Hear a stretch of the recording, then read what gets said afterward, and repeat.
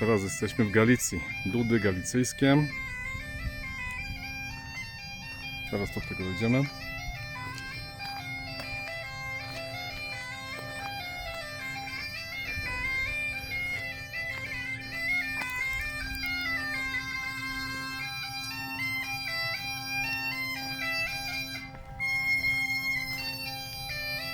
Galicja.